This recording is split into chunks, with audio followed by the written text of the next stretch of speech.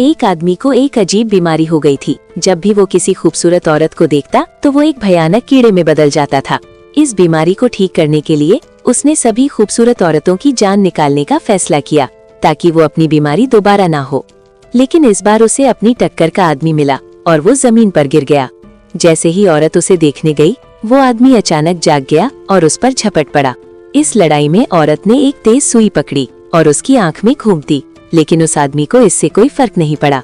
उसके ध्यान भटकने का फायदा उठाकर औरत ने फिर से उसके चेहरे पर वार किया और भाग गई। इसी समय ऑफिसर ब्लैक वहां से गुजर रहे थे। उन्होंने औरत को दिलासा देने की कोशिश की, लेकिन उस आदमी ने उन पर पीछे से हमला कर दिया। औरत को फिर से कार से घसीटा गया और उसकी जान खतरे में थी। उस मुश्किल समय में ऑफिसर ब्लैक ने उसे पीछे से सहारा दिया और गोली चलाई, लेकिन गोलियों का उस आदमी पर कोई असर नहीं हुआ।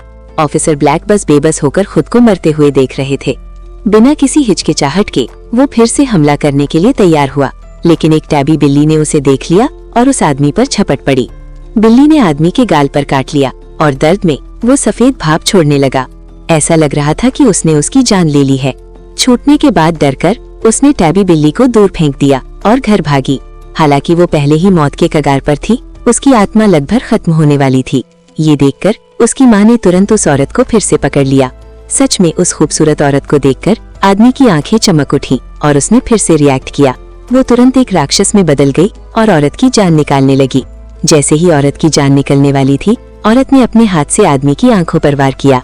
ये देखकर बूढ़ी औरत ने उसे रोकने की कोशिश की, लेकिन टैबी बिल्ली फिर से आ गई और बूढ़ी औरत पर झपट पड़ी।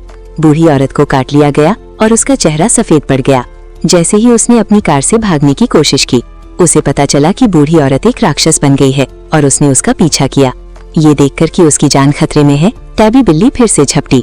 फिर हिम्मती टैबी बिल्ली बूढ़ी औरत पर झपटी और उसके शरीर पर हमला करने लगी। तुरंत बूढ़ी औरत के शरीर से सफेद धुआं उठने लगा और उसके घाव चलने लगे। जल्दी उसका पूरा शरीर आग की लपटों से भर गया।